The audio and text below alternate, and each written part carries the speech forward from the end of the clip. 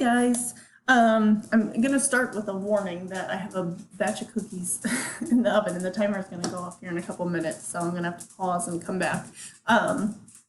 But I saw that some of you have started attempting the daily word problems quiz, and a handful of you are doing well, some of you seem to be struggling, so I wanted to go through some of these problems and actually show you the work on this whiteboard, and I'm hoping I can figure out how to, hopefully that helps you see it a little bit better. There we go. Okay, so here is what we're gonna do. You should be able to see the questions on the screen. I'm gonna kind of walk you through a couple of steps for each of them. Maybe not do the whole thing because I want you to be able to do it, but I want you to feel a little bit comfortable with solving these types of problems, okay? So question 1 says, Mark has triple the amount of friends that Ted has. Ted has half as many friends as Bill. If Bill has 20 friends, how many friends does Mark have? Okay, so we're going to start with what we know about Bill. Bill has 20 friends. Okay. So Bill's purple. I'm going to do it color-coded here. Ted has half as many friends as Bill. Okay, so if you have a calculator, you can use a calculator to do this.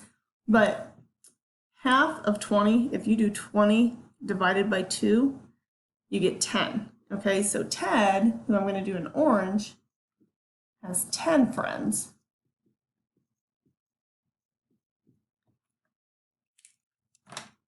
Finally, Mark, so I'm actually reading this problem backwards is what I'm doing.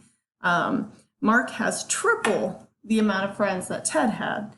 So Ted had 10 friends, which means that Mark is going to have 3 times that many, because that's what triple means. So you're going to do 10 times 3. So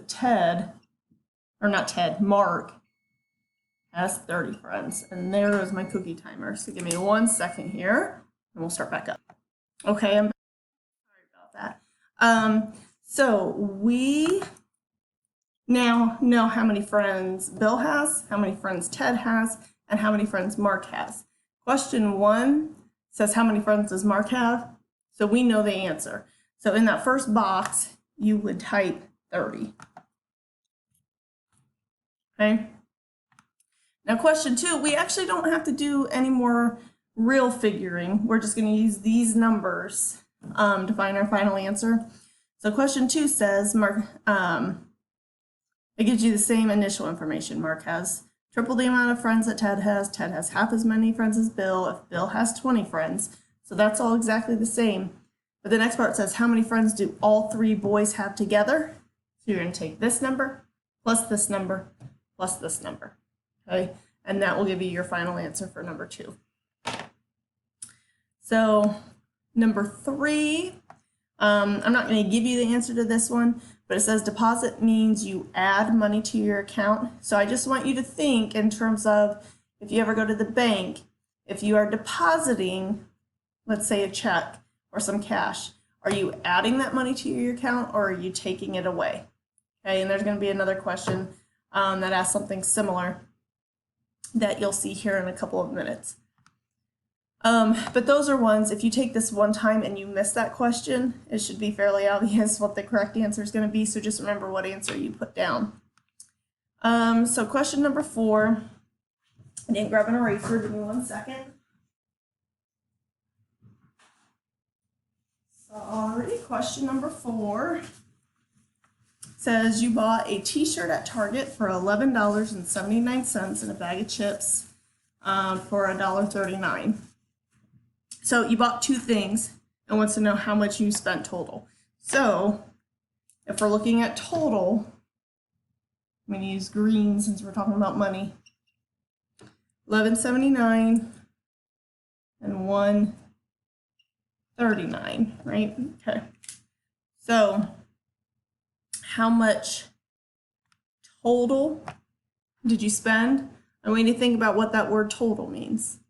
And we've talked about these keywords before, and you should be able to figure out whether we're going to be adding or subtracting in this one using that keyword there, okay? Question 5, If you pay for something with a debit card, money is subtracted from your account. Okay, so that's a true statement. Click true. If it's a false statement, what you're saying, if you pick false, is that if you pay for something with a debit card, then money is added into your account. Okay, so true means that if you pay with a debit card, money is taken away. If you pay with a debit card, or if you pick false, you're saying if you pay with a debit card, money is added into your account. Okay, so think about that before you choose true or false there. Question 6. You have $164.71 in your bank account. You swipe your debit card to pay for a new pair of Vans shoes for $45.28. On your way home, you stop by your bank to deposit $50 in your bank account. All right, so I'm going to actually put the 50 down here because we're doing a couple steps here. The question says, what is your new balance at the end of the day? So we're going to start with these two for, values first, because this is the first thing that happened. At the start of the day, this is how much money was in your account. The first thing you did was you bought a pair of shoes for $45.28. Okay? So you have to think, if I am buying shoes, am I going to add that to what I have in my bank account, or am I going to subtract it? Okay? You decide what to do there, and then you're going to get an answer here. I'm just going to write gibberish. I don't want to give any answers away. But then you're going to take this number that you got after buying the shoes, and then it says on your way home you stop by your bank to deposit $50 into your bank account.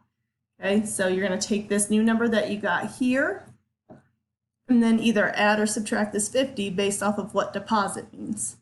Okay, so think about the word deposit and whether that means you're going to add money into your bank account or take money out or subtract money out. Okay, and then that'll give you your final answer. But you have to do both of these steps. You have to do this, the $45.28 first, and then the 50. All right. Question 7. This is very similar to the first question that you did. There are 3 activities at a school carnival: hoop shoot, dunking machine, and cakewalk. The dunking machine has 1/4 the amount of students in the line than the cakewalk. The cakewalk line has 7 fewer than the amount of students in line for the hoop shoot. If 15 people are in line for hoop shoot, how many are in line for the dunking machine? Okay, so there's 15 people for a hoop shoot. I'm going to use orange since basketballs are orange. And then work backwards. All right, so there's 15 people doing the hoop shoot. Then if we work backwards, it says the cakewalk line has 7 fewer than the hoop shoot, okay? So if 7 fewer means that we're going to subtract away 7 from the 15, okay? So 15 minus 7 gives you 8, so that means that there's 8 people doing the cakewalk. And then the dunking machine has 1/4 the amount of people as the cakewalk. So we're going to take this number, this 8, and either divide it by 4, or multiply by 1/4. So 8 divided by 4 is 2. Okay, so the question asks how many people are in line for the dunking machine. That's what we found in this last step, so you would type 2 there. Okay. So then question 8, again, you're using this information that we just found here, but the question now asks, if you look at the underlined part here, how many more people are in line for the cakewalk than the dunking machine? Okay, so this green 8 is the cakewalk, this purple 2 is the dunking machine. We want to know how many more people are in this line than this line. So you have to think about what you have to do with those numbers, whether it's add or subtract. Okay, and that'll give you the answer to that one. Question 9, Jill's pumpkin weighs double the size as Jasmine's pumpkin. Jasmine's pumpkin weighs triple the size as Jersey's pumpkin. If Jersey's pumpkin weighs 10 pounds, how many pounds does Jill's pumpkin weigh? So same thing. We're starting with Jersey. Jersey's pumpkin is 10. We'll use orange again for since pumpkins are orange. Jasmine's pumpkin weighs triple the size of Jersey's. So Jersey's was 10, triple that. That means 10 times 3. So that means that Jasmine's pumpkin is 30 pounds. And Jill's pumpkin is double the size of Jasmine. So that's twice as big. So we're going to do 30 times 2, which is 60. So Jill, Jasmine, Jersey. How many pounds does Jill's pumpkin weigh is what question 9 asks. So that's this last number that we found. So in this one, you can type 60. Okay. And then the final question, using this information, how much do all 3 pumpkins weigh together? So you're going to take these 3 numbers and figure out whether you have to add or subtract to figure out what the total weight is. Okay. I hope this was helpful. As I continue to say, please reach out if you have questions.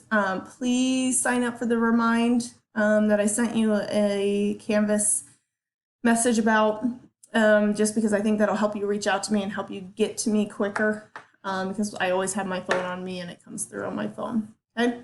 I hope you're doing well, and I hope to hear from you soon. Bye.